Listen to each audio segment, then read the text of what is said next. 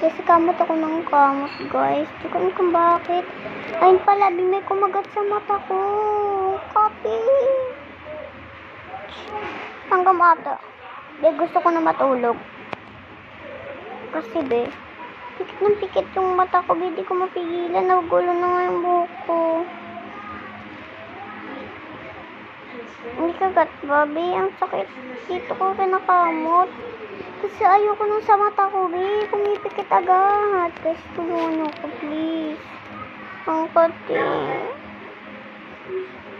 Dito hindi siya makati. Hindi ako ganun dito. Dito, sobrang kati,